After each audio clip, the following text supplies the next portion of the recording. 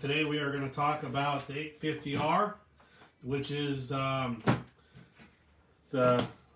latest and greatest drag speedo that Reedy offers. Well, it's an A-scale speedo that we're using in our drag cars. It's an A-scale speedo we're using in our drag cars. If you guys have one of these and want to know what all this will do, you can go on to the Reedy page and look up Blackbox 510R. Download the instructions. In the instructions, it tells you everything that this will do. All your program, all the stuff you can change in your program box, it'll tell you, and it'll have a description of what it tells you to do, or what it does to the car. So, we'll talk about a few things in this video, and we'll try to answer as many questions as we can, but... Mr. Wagner, yes, build a drag track. We could do drag. We could do sand drags for sure, for days. So I'm just gonna put maybe maybe if you guys have your New Year's party out there, maybe we can do sand drags out there instead of high jump. That'd be pretty rad. Run what you brown. Yeah, run what you brown sand drags. From Canada, didn't know you could get service across Canada with COVID going on. Okay. All right, guys, let's get into this. We got quite a few people tuning in here. Let's just start from the basics. Jonathan is going to show you how to plug this into your... Well, actually, I'm not going to show you. I'm going to show you everything. I'm going to show you... Right, but we're going to start off showing how to put the new program into the 850R. So it'll start where I show you how to go into the website. I'll show you how to download the actual Blackbox link so you can do this. It's a short little process. It takes nowhere near 5 minutes to actually download the whole thing. I'm going to zoom in on you a little bit here, Jonathan, so we can... Hopefully everybody can see that. All right. Or you can just hold it. No, it's zoomed in on your computer screen. That's what I'm looking right now, and I'll answer questions as we go. And if you want to follow along, definitely, we can definitely do that. So, pretty much the first step you want to do is obviously you want to get the Blackbox link on your computer, which is this guy right here. This is what you can do to update your program box, or you can update your ESC software if we come out with new software stuff. This is your hub. This is what you're going to start out with. And to do that, you're just going to go to the Reedy website. You can go to the 850R or the 510 page. Either one will work. Can you go show them on the website? So we went to the 850R. So you're going to click your speed controls, Reedy, speed controls. So you that's 1,000.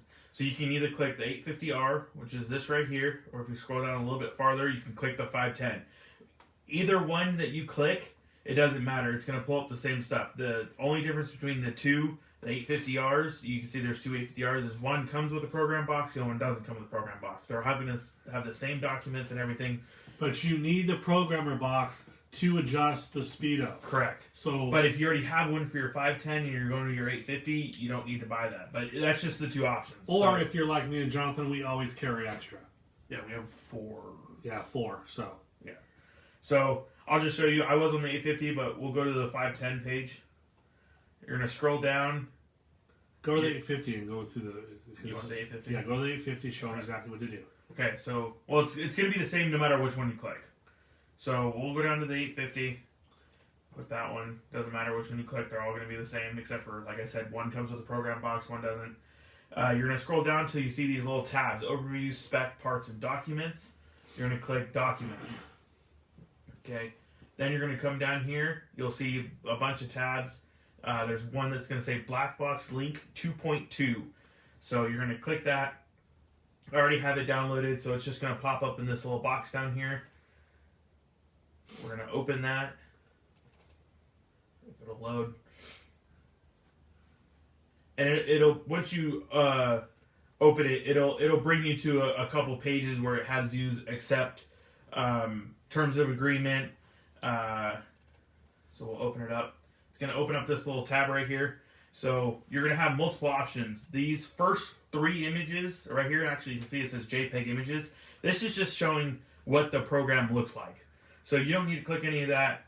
Your program link 2.2 manual. So if you want to read how to do this, or if you're more of a read person and do it, this will give you step-by-step instructions of how to do each step, and installing it on your PC, in my case a laptop, or updating a firmware for your program box or the Speedo. So to download the thing, you're going to go to the very last one. It's going to say Reedy Blackbox link 2.2. It's going to have application under type, and you're going to click it, probably double click it, and it says this application depends on compressed files in this folder. You can either extract them all or run. I usually just click run. Either way, it both works. So we're going to run the file. This is just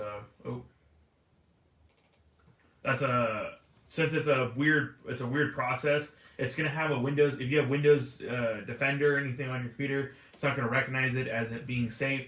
It's totally safe. You won't have any issues. I have it on my gaming PC. I have it on multiple laptops. So you're just going to click your more and run anyway.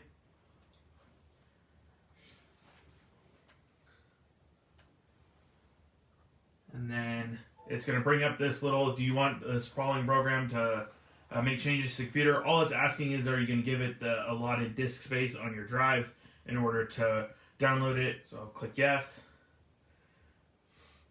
I'm just going to minimize these. And it's going to bring up, it's actually uninstalling the one I have on there, but we can go through it. So this one's just going to say click your destination. With a regular computer, like a PC, you can have different drives, like your SSD or your whatever. So you can choose which file you want this to go into. I only have one, so I'm going to click next. And this is, so it's this, since I already have it on my computer, it's going to ask me if I want to install it anyways. So obviously I'm going to click yes. Then it's going to ask you if you want to create a shortcut. So on your desktop, you want to have it where you can just click it. I'm going to say yes. So I named it Reedy Blackbox link. Create a desktop. You're going to click next. And this is just a quick overview of what it's doing. So it's going to create a desktop shortcut. It's going to have a menu. You're going to be able to go in your menu, and it's going to be under Reedy Blackbox links, and it's going to show you what file it's going to be underneath in your computer. So I'm going to click install. This is so if AE puts out a update on your computer, do you want it to automatically update? If when it updates, does it close? I usually say do not close the application because I don't want it to mess up when I'm changing in between. So I'm going to click next. It's going to download everything.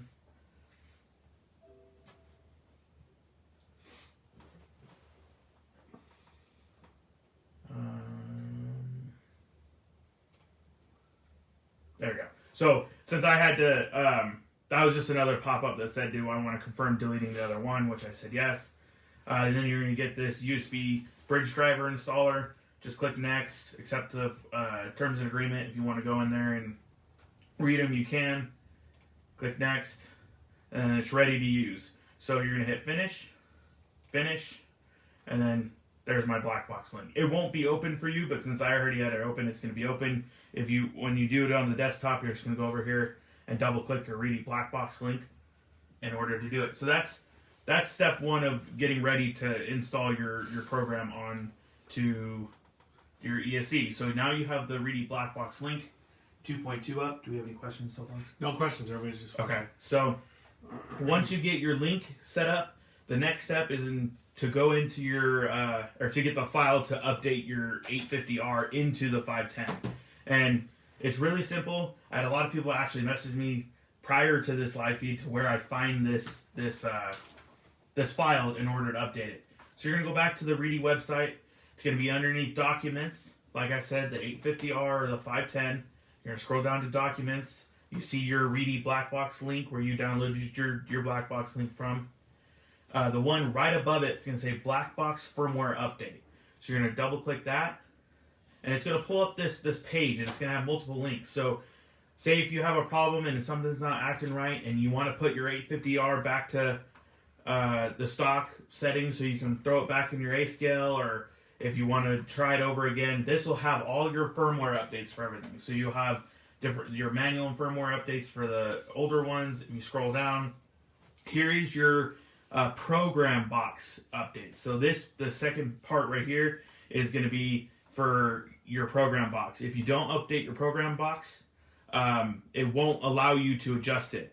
But as people have found out, or I found out as well, is do not update your program box until you update your speed control.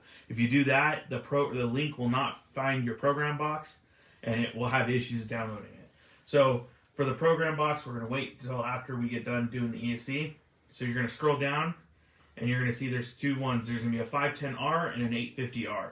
You're going to go to the 510R. It's going to be in purple. It's going to say new. You can read the file description. It says adds all 510R tuning options for drag racing with 2S battery limit. Requires program firmware update, the E50121. So you're going to come over to this where it says firmware and manual. It's going to have a little link. It's going to be blue. You're going to click it. It's going to download it. You're just going to, since it's downloaded, it's going to go into your files here. Which if I go to downloads, mine is... It's in there somewhere. I have a lot of SolidWorks stuff on here too. But it'll be in here. It's going to be... Yeah. So it's going to be in here somewhere. You'll see it. Oh, so see mine are right here. 510R 2S for A scale. So I have 3 files. Since I've done this multiple times, I just re-download the link to make sure I have the updated one. So now that you have that, you're ready to plug everything in. Now this is where people have a lot of problems. They don't plug them into the right ports. So Jonathan, show them how they need to plug it in. So the big one that we see is when people get ready to plug their ESCs into the computers, they usually plug this the one that goes to your receiver to the program box. So you have it like this. So if I unplug this, you're going to plug it in like this. That's wrong. You do not want to plug this in to the receiver port. You actually want to use the allotted cord they give you.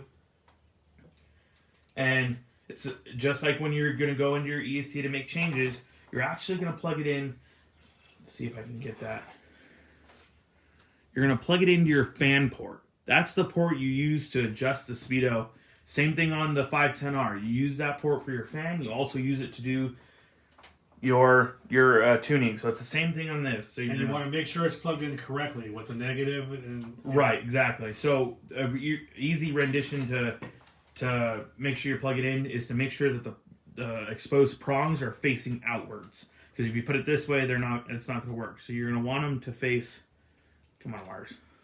And normally with a newer wire, it'll have all the negative and S and right on the thing, but we have it wore off because we use it so much. And if you see it, it'll say on the speedo as well. It'll say S plus minus, your signal, your plus and minus and stuff like that. So you just adjust, or you just put it that way. So now that you have your Blackbox plugged in to your ESC, you can actually I'm going to unplug it from the ESC. So that's just showing you how to plug it into the ESC. I'm going to run my cord into a USB port on my laptop. Sure you are. Isn't it the wrong, right? Is that how it goes? So now that you have your cord plugged into a USB port on your... Hey, I see your Ducks hat. On your computer, you're going to plug your program box right into there. With this not plugged into your speedo? Correct. Okay. So that way it doesn't have some short or some circuit run through the speedo real quick and you don't hurt a speedo. I've never heard a speedo plugging it in the other way as well. But just to make sure you don't have anything plugged in that doesn't need to be plugged in. So we're going to update the box first. No, we're not. We're going to update the ESC first and then update the box. Okay. But you got to plug this into the ESC. Can you grab the camera real quick because I want to show them something on my screen. Yeah. So you have a close up. So I know, but it's kind of really small to see. So when you plug your program box in, you're going to have these little circles down here. See those? It's going to say program box connection, ESC connection, and USB connection. So when you see that green light on USB connection is lit up, that means you're plugged in correctly on your box. That means the program or the link is reading your box. Now, one thing is I've seen in the past with this, it was one of our local racers that probably did it. We don't know for sure, but it has seemed to be a thing. Is you also have these bubbles on the side. And they say repair mode, program box, ESC. The one thing you don't want to do is update your ESC firmware to the program box. Don't know why it would let you do that, but if you have to go over and click ESC when you're updating your ESC box. Because if you upload your software for the ESC software to the program box is not going to work anymore.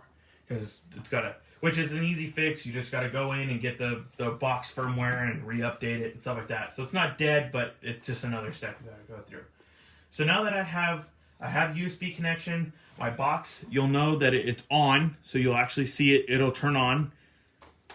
So now that I have everything connected, now I'm going to plug it into the ESC. So remember, prongs out and plug in. Now, another thing is you got to make sure you turn the switch on your thing. So as you can see, I have no power. I have power running through the ESC, but it's not reading the ESC. So what you're going to do is you're going to click your switch on. There you go. And it's going to light up. So just like it's on in your car, you have your lights light up. You want your lights to light up. Now if you zoom in real quick, you'll see that now my ESC connection box, or my bubble at the bottom, is green. That means the link is now reading through my box to my ESC. So I'm all set up. And you actually see that I have firmware B468317. So now that it's reading, now you're going to want to come down. You're going to click. Wait, let's hold on. Let's stop real quick. Yep, no questions. Just making sure. So now what you're going to do is you're going to come down. You'll see this open line and have a box that says select. You're going to left click it. It's going to pull up your downloads and stuff like that. And you're going to just go down to the 510R for 2S. I named mine that, the 510R 2S for the 8th. That way I know it exactly what it is. If you don't name it that, it'll be the B468317.ae. It'll be just a random number .ae. So what I'm going to do is I'm going to go down to one of the files I have. It doesn't matter which one I click because they're all the same. But I'm going to click one. I'm going to double click. And you're going to see it's going to start processing through the update. It'll have a percentage. So I'm at 10% now. It'll go up and up and up.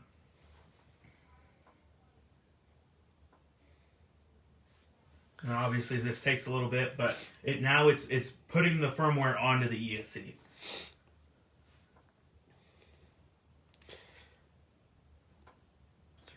Once we get this all loaded up, I'm gonna go ahead and upload this to YouTube. So this will be on YouTube also. So if you guys want to go back and watch it, you don't have to go back to my Facebook. You can actually go onto YouTube. Can you grab me that box that isn't updated out of your box? The one that's the 510. Yeah, the one we tried this morning and it wasn't updated.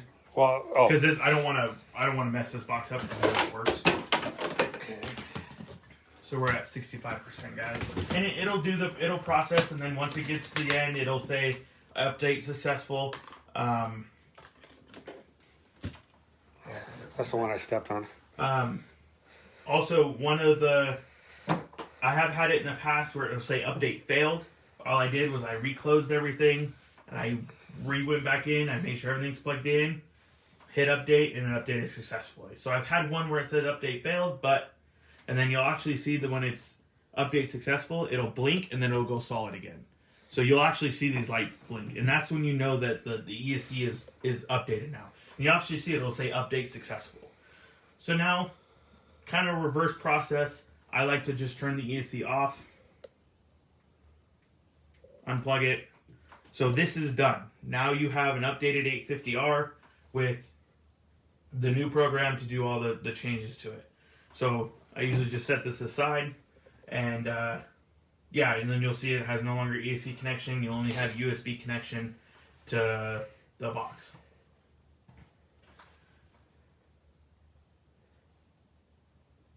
That's probably not your rate. That's probably not your speedo. That's probably more. That's probably the power being robbed from your receiver, more than anything. Yeah, that's a receiver issue. I've had that before, especially right before I switched to San Juan when I was racing my Futaba did that. Do I need to zoom back out? Are we done watching the screen? No, we're gonna now. I was just checking to see if we had any questions. Hey, okay. The Holy One is here. The Holy One. Holy One. No way. So the Holy One, Mark Fine's in here. The house. Now that your 850R is all set up. You're going to get all excited, and you're going to throw it in your car, and you're going to try to program it, and then it doesn't work. And that is because the program box does not have, I guess, the right software or the new updated software to read the 850. You have to put the new 850 software into the box. Right. Now, once you do that, just remember now that box is now hooked into your 850 and will not work on your 510R. So if you have 2 cars with 2 different speedos, you need to have one box for each one. Right. So, like I said, I don't want to ruin this box because we've had this box and I don't want to just mess anything up. So that's a box we know that works. So I'm going to grab a box I know that it's an extra 510R box that we're not going to be needing for the 510 since we are running the 850R. So we're going to go back up to the link page where you found your software for the 850R. You're going to go back up to the program one. It's going to be right above it. So you're going to have your 850R and you're going to have your 510R, your program box. It says Programmer 2, Yeah. 27027 is what the number is. Which is the part number for the box. Right. So now you're going to read your firmware. You'll see it says required compatibility with the 510R, required 1000Z Pro programming, not compatible with the 850 or the 510R. But the top one says add 510R, 850R with factory firmware, universal programming functionality, firmware version. So actually, he has updated that to where it works with your 510R. Oh, sweet. Okay, we had prototype stuff, so yeah. So now you don't need to get 2 boxes. Now it'll work with your 510R and your 850R. Right. So like before when we were doing the program for the Speedo, we're gonna go over and just click link. We're gonna let that download. I'm gonna open it, and then you're gonna see it's gonna be. You're gonna have your manual again. So if you want to go in and read your manual and see what it actually does, and it'll give you a thing. But then you're gonna have this hex file, which is the 850121 up. I'm just gonna we're just gonna click that. We can just leave it right here. So you don't even need to save it. You can just leave it right there. So now we got our program box. We have our program box downloaded. That's the software you need. This is, like I said, this is another critical point, but that people don't understand. You have to go back to your bubbles. You have to click from ESC to program box. Oh, let me close. It was there. It switched. There you go. So now that it changed to your program box, you're going to go do the same thing. You're going to make sure your green bubble is checked for program box connection and USB connection. You're going to click select. Then mine just pulled it right up how I had it. Obviously, you're not going to have as much stuff as I do on my computer, so it'll be at the top. But mine's right there, EE40 or 450-121 up. Same thing, just double click it. And there you go. It's going to update. This one obviously is going to be really quick. And there you go. So, oh wait. My thing came unplugged.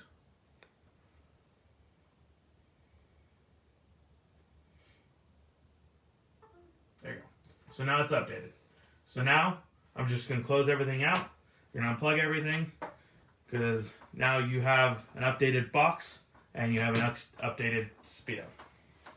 There you go, guys. That's how you take and upload your 850 to the 510R drag race. I'm going to go ahead and zoom back out. Go that way. I'm going to get on the other side of you so we can do that. And then we are going to talk about setups. Kind of go in depth of what each program does. Well, we'll go in depth. We'll just talk about what we do. And for whatever reason, let me scroll over a bit. I'm working on a bunch of stuff, so I got my floor is full here. Oh, we need a car. Let's see if I missed anything. Yeah, your 850 glitched and sent you into a car. Probably more than likely it was your receiver. Oh, you know what? You know, you could use that one, or you could use the soft one. Oh, okay. I was just... Yeah. So, I don't know. This is my outlaw car. It's all dirty. It's dirty. Let's see here. Jordan's working on a Holy chassis. Nice. These cars look pretty impressive. There's a lot of fast cars out there right now. Now, this is how I have my car set up. I have my 850R pushed all the way back in my chassis. It fits in between the frame rails. Now, every time you need to program your 850, you want to do changes, you have to plug the box into the to the fan plug, where the fan plugs in.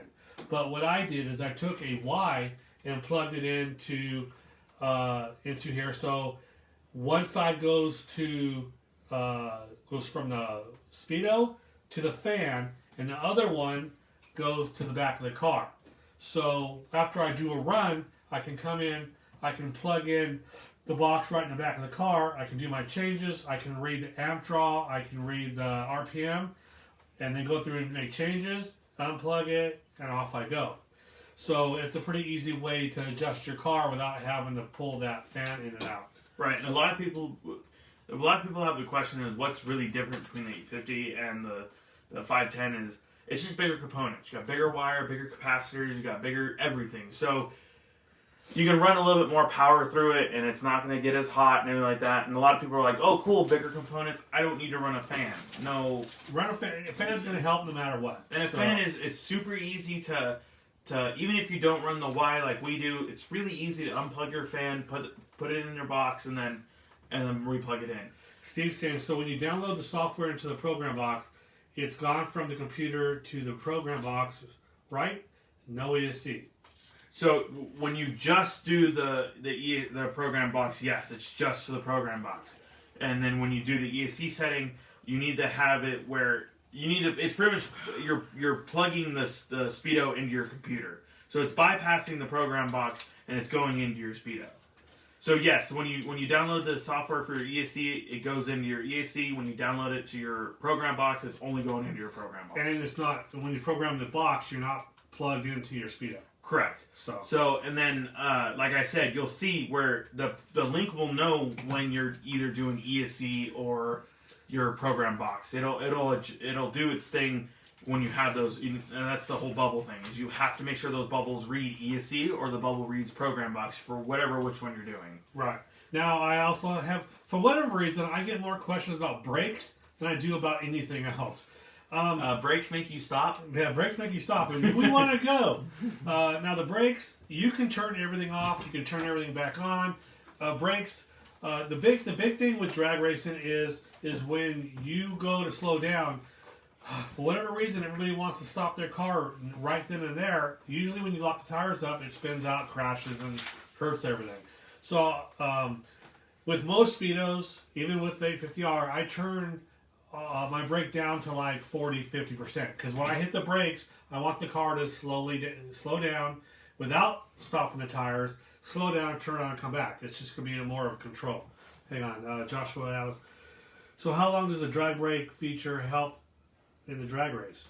Oh, how does drag? So pretty much so the big problem with people burning up speedos, and a lot of people that are really are smart in this have said, the big problem is when you're putting that much voltage through a motor, and then you go 100% brake, you're pretty much having a little generator putting all that power back to the speedo, and that's what's blowing speedos up.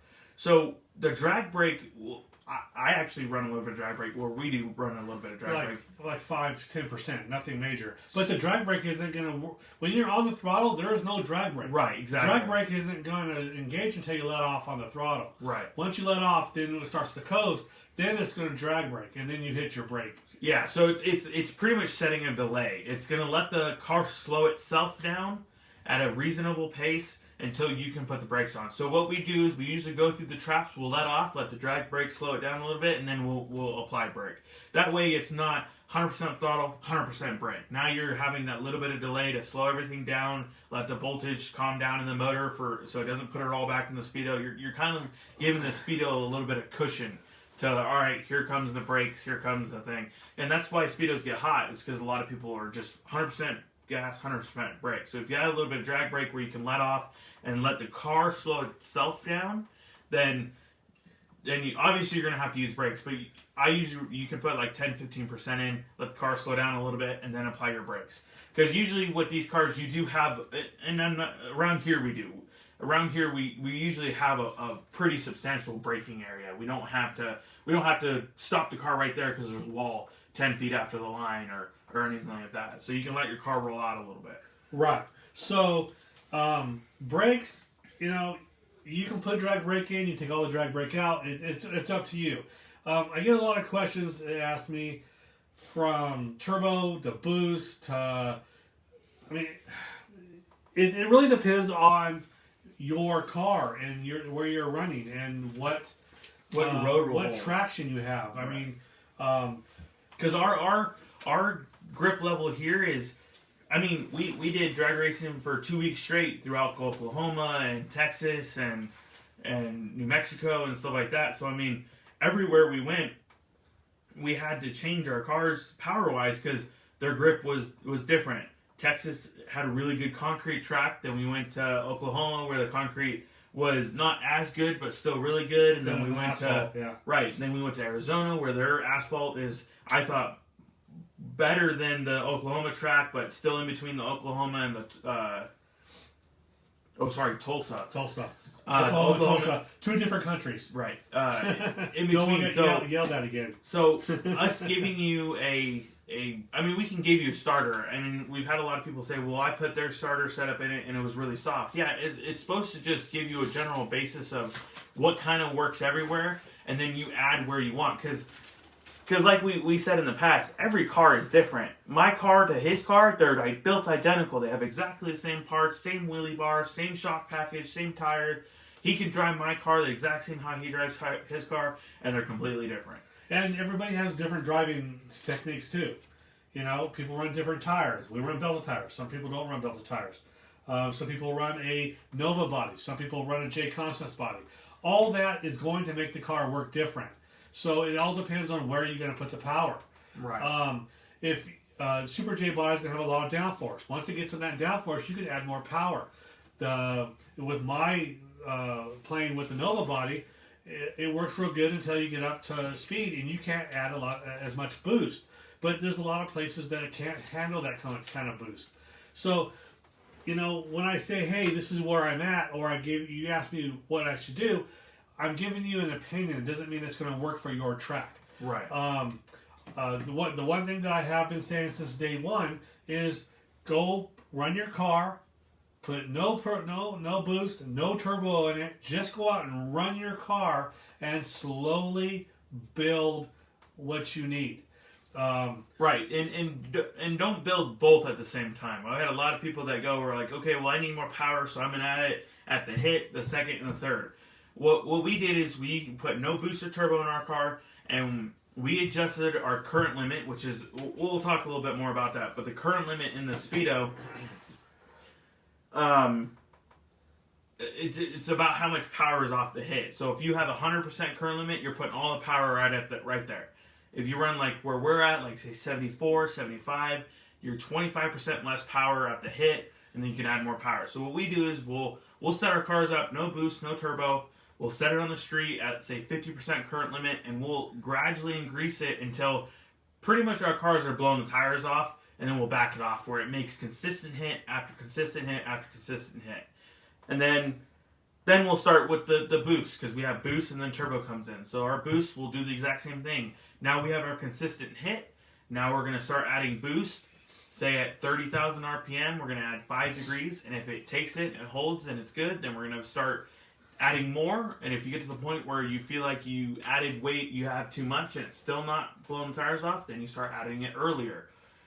But and then you start with your turbo. Don't adjust everything at once, because then it's exactly like finding a problem. You don't try to fix 30 different things to fix one problem, because then if you don't fix it, or if you fix it and now you have a new issue, then you really don't know what the issue is. So, well, and another thing is when you go out to the thing and your car's like dialed and it takes the power you have in it, and you know that it'll take a lot more. Don't just go 1, go 2 or 3, and then see where it's at. But once you get to that moment where the car starts to get on that edge, then slow your adjustments down and just get the car to go, one step at a time. Right. You hear people like Tim Smith and James from Arizona and a lot of these other fast guys that Dibs also, they go out every day and do 1 or 2 passes. They make a change. They write down what their pass is every day, or 5 times a week. They're out there running their car to make sure that their car they're comfortable with their car for 1. They know what the changes do for 2, and they know their limits. Right. So, and once you get your car figured out on where you're testing, I strongly suggest moving around to different track locations. And the biggest thing is when you do changes, write everything down. Hey, I went to this track here, or I went to this road here. It was medium grip or high grip. I did these changes. It worked real well. That way, when you get to a track, because these aren't tracks. These are streets or parking lots. They always change. You can go back to your notes and say, hey, low bite. I need this setup. I changed it here. I put this amp draw on it. I put this boost in it. And you'll get farther along by writing notes down and figuring out your car. You're pretty much building a setup sheet for yourself, a cheat sheet for yourself. Pretty You're much. having your own, and it's the same thing. It's like when we go to, on our Wednesday night test and tunes and Rancho, we will go and run pass after pass, and we'll write down and our notes in our phones and adjust and say, okay, well, we did this and this helped. Okay, now our next cash days, say we get there at 10 o'clock, it's the same degrees of what we were running the 2 weeks before. Okay. Everyone's struggling to go down the road because they went to a different track or they went somewhere else. Now we have a starting basis. And if you put it in there and it's too much power, then back it down. Plug that in. We're going to go through steps here and kind of talk about. Now, that's just kind of giving you guys, you new guys, what you need to do. Now, let's go and talk about what the Speedo can do for you. Josh was asking, so on your boost and turbo, do you mix between them or do you stop the boost and engage the turbo? Yes. What I'll do is I'll have how I have my car set up is I have my car launch on all motor, and then when I think the car launches hard and And your pliers. yeah, We're going to unplug the fan. We're not running, so we're good. So once I feel the car launches, once you don't do that, you just unplug that. So you can plug that back in. Why'd you do that? So once I get it out where I think the car is going to take the power, I'll start adding a boost. I'll bring the boost in, whatever RPM, at whatever I think it should be at. And a good way of doing that, people don't know this, but when you plug this into the back of, you want to just plug that in? Yeah, I'm just going to do that. I'm just trying to Once you do a run, you can actually plug this in the back of your car. You'll go through the first couple steps, then back up. It'll give you your amp draw and also give you your RPM. So you can actually go out and run out to where you think your car's where it needs boost. You can stop right there, bring your car back, plug your box in, find out where the RPM is, and then start adding your boost there. Then I'll bring the car, I'll run the car again with boost. I'll get the boost to where I think that it's at its maximum performance. Then I'll shut the boost off wherever, the same thing, run it out where the boost runs out. Shut the car down, bring it back, and see where it shut down. Then I'll shut the boost off and then add my turbo. And then usually if my boost is like at 10, I'll bring the turbo, say, at 15 or 20. These are just rough numbers. And then I'll make a pass. And then I'll say, okay, well, the car handled it or the car didn't handle it. I've had my car have so much traction and so much turbo that at the end of the track, you pick the front of the car up and fly. So you don't want that. So I'll bring the turbo back down.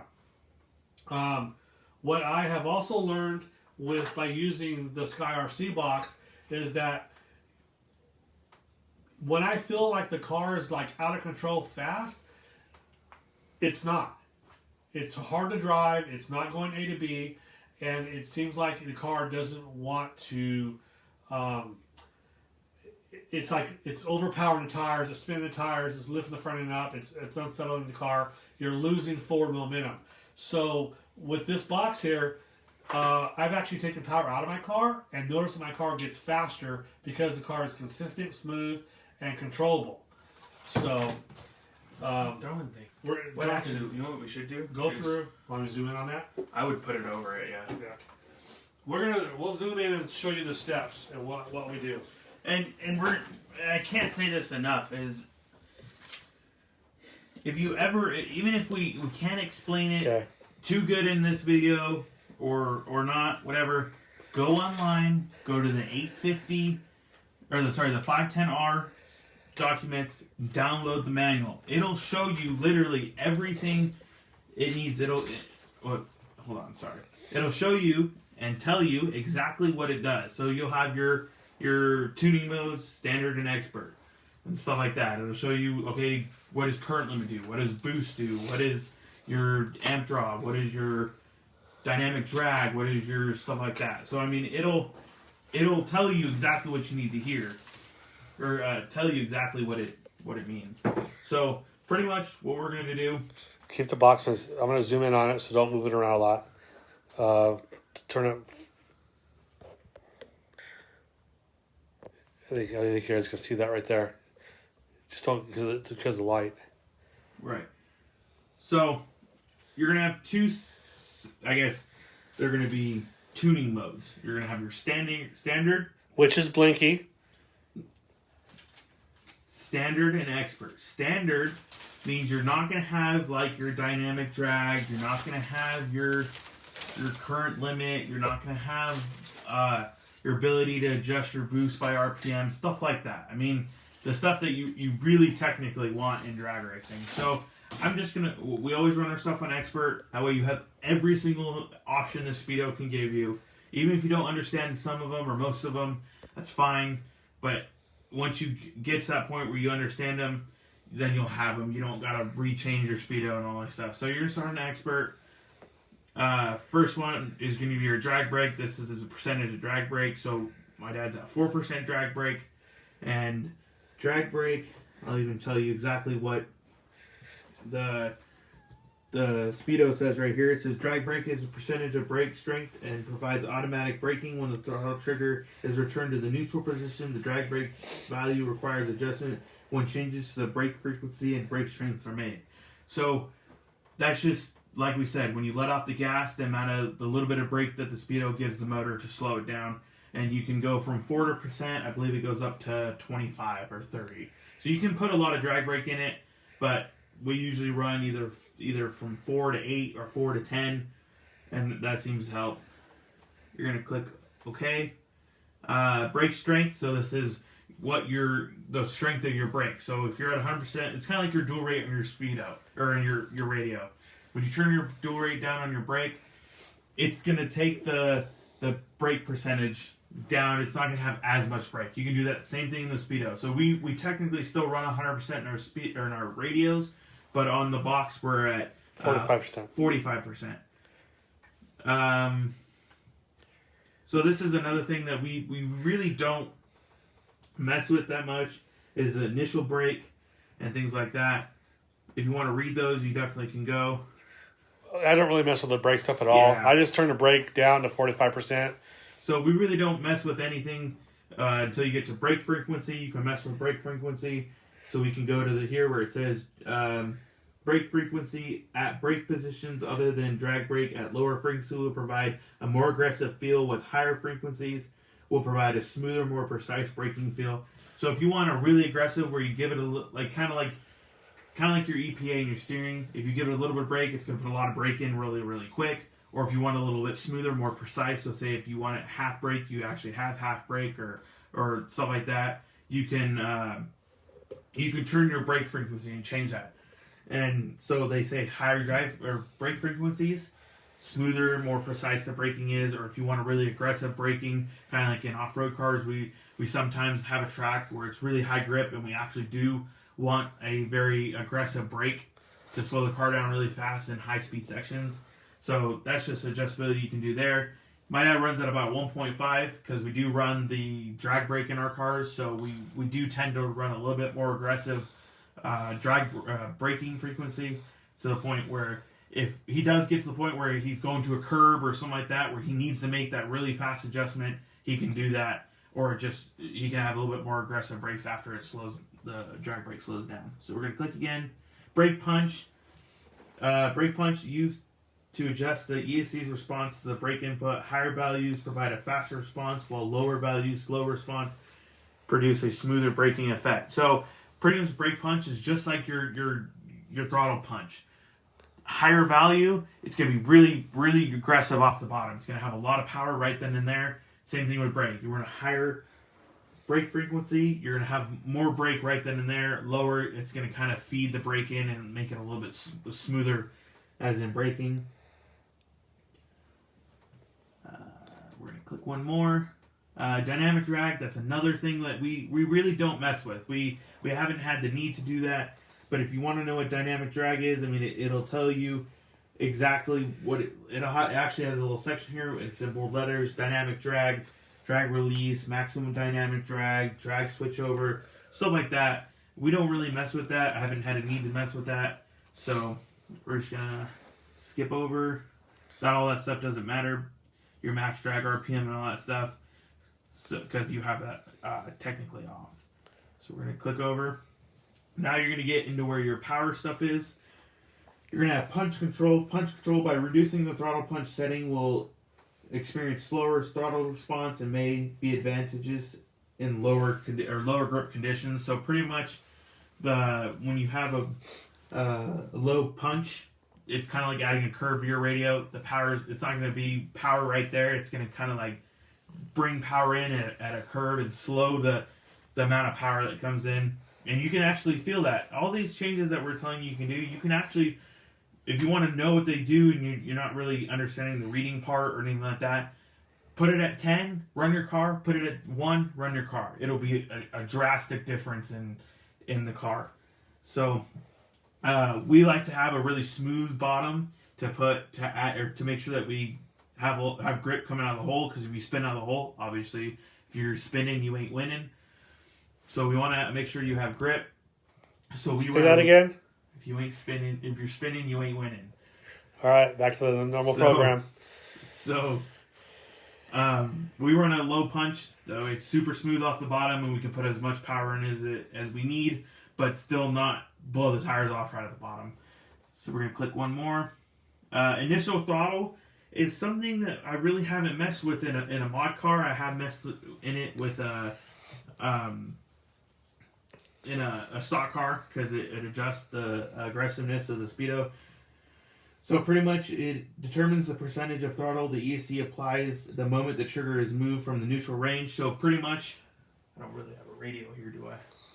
You have a radio I can grab real quick? So pretty much what it's saying is how much throttle you want it to give the car the instant you move from neutral.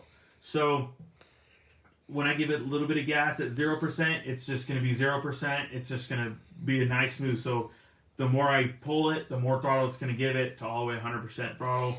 Say if I set it at 30, the instant I move the throttle, it's going to be 30% throttle.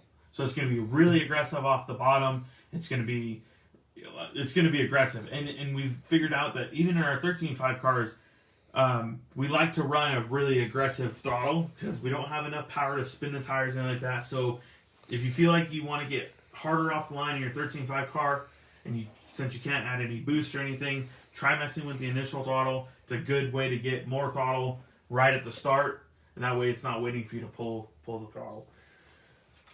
So in our big cars, we run 0.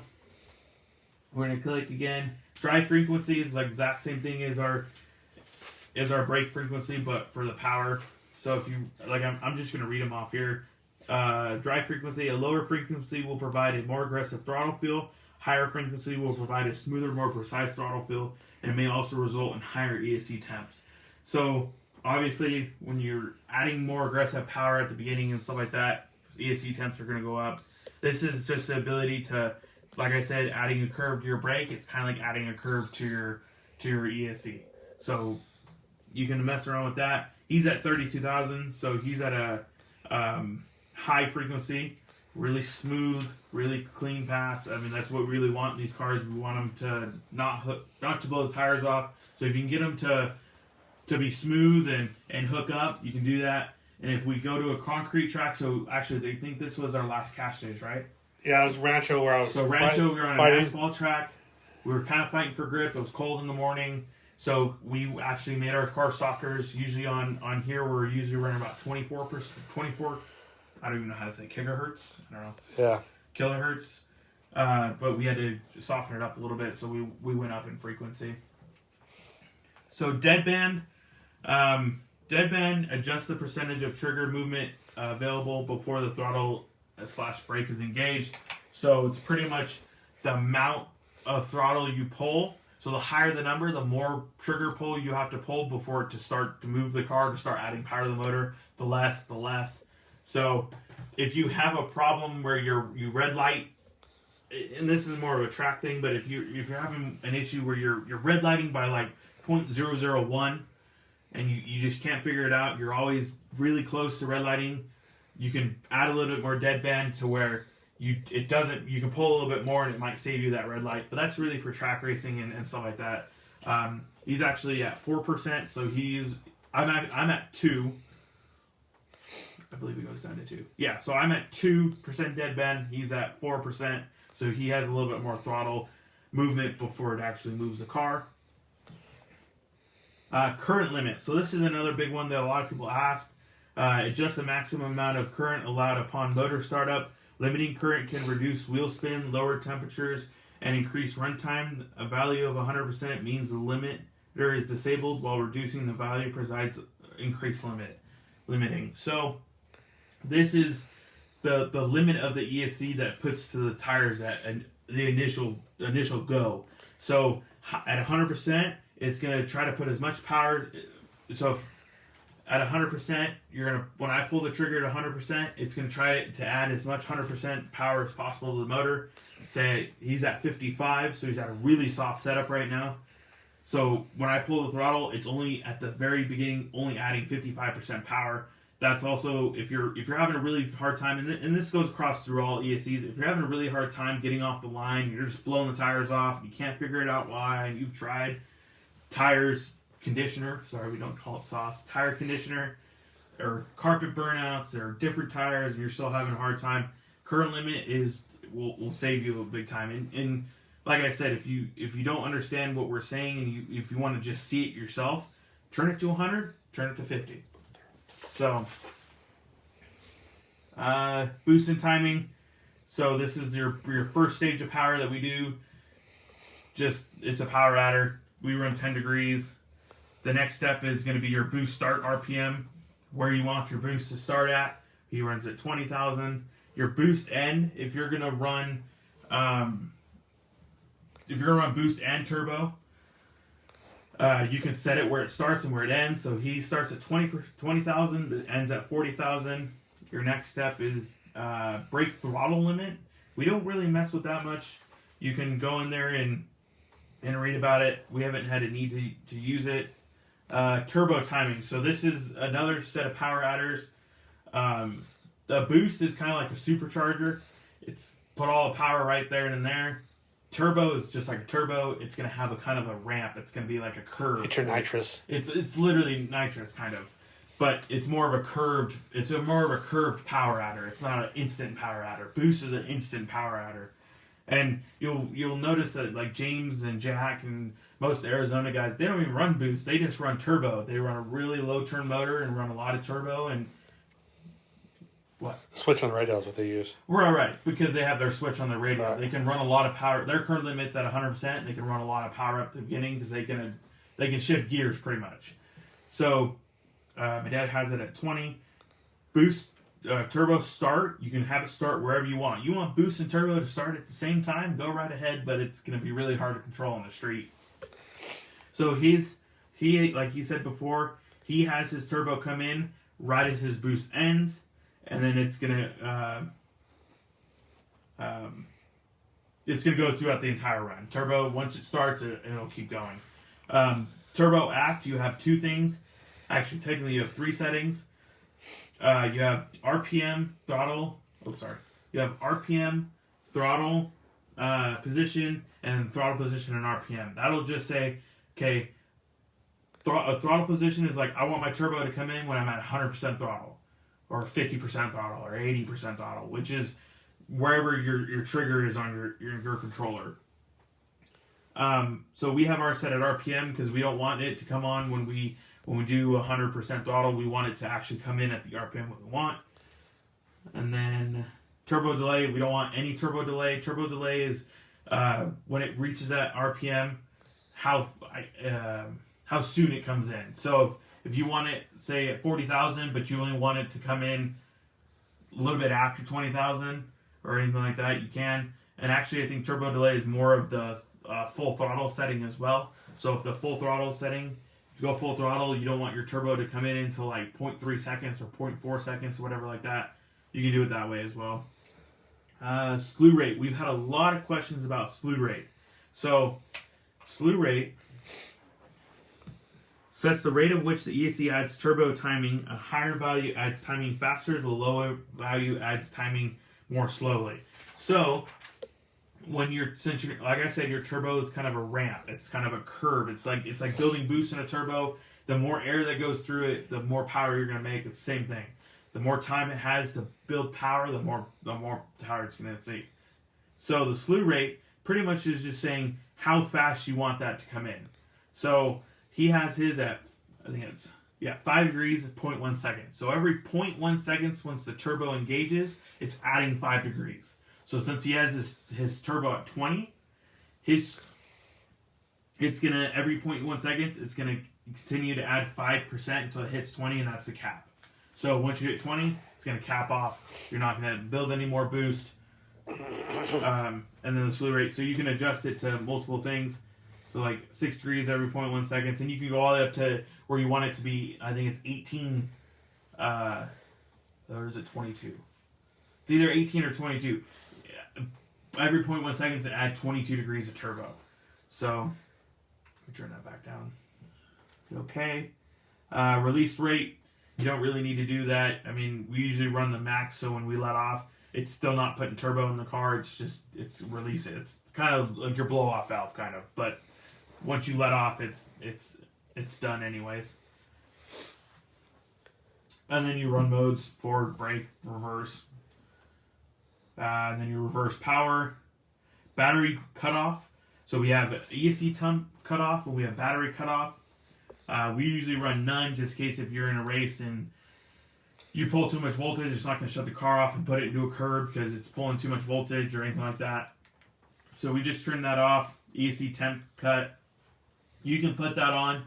We usually turn that off just in case if it does get hot and we're in that money round where we're in the finals and it's got a little warm in your burnout and it doesn't shut off mid-track. It's pretty much go or blow, right?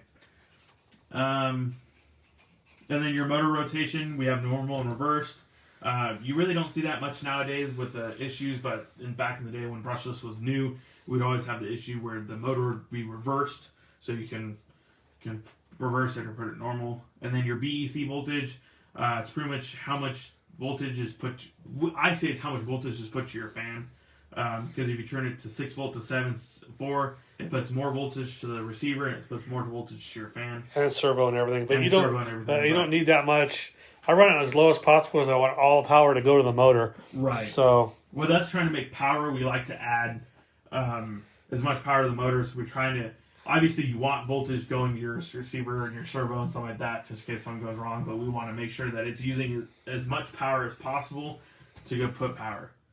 So, and then it says reset to default. You can just, if you ever have an issue where you mess something up and you want to just reset it back, you can just click yes and reset it to default. This is what my dad was talking about. This is your RPM memory. So you make a run, you plug it back into your speedo, and then it'll say like 65,000 if you ran 65,000 RPM. unplug this real quick. Or what? No, leave that plugged in. Well, I just... Okay, lift the back of the car up and give it a little bit of throttle. It's on.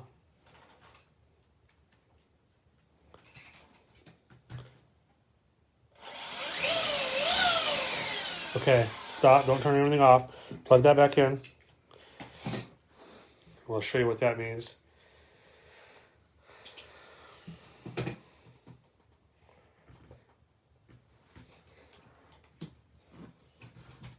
This is why I run a Y, so you don't have to fight with this every time. Even if it's easy to do, I still run a Y. Jonathan runs a Y on his car. I got everything so far packed in there. Yeah, I'm not going to be able to do that. Show 'em.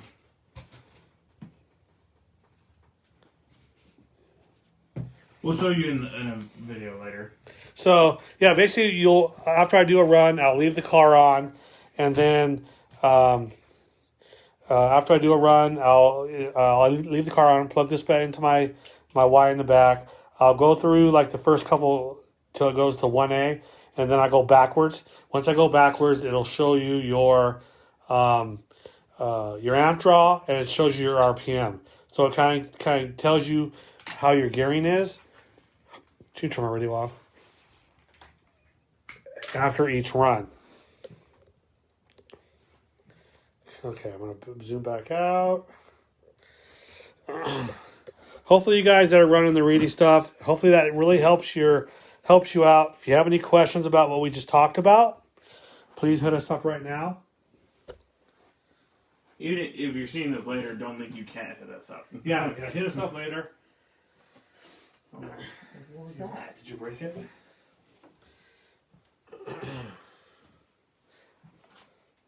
And that's basically how you set up and how to adjust and what there is in this Speedo.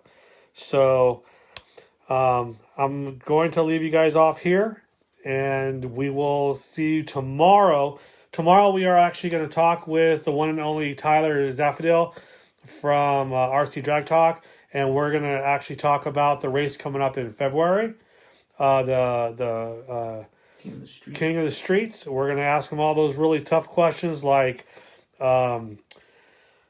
tire tech and battery tech and Why? and all that stuff. So join us tomorrow. We'll have him live tomorrow, 1 o'clock this time. So you guys have a great day. We'll talk to you later.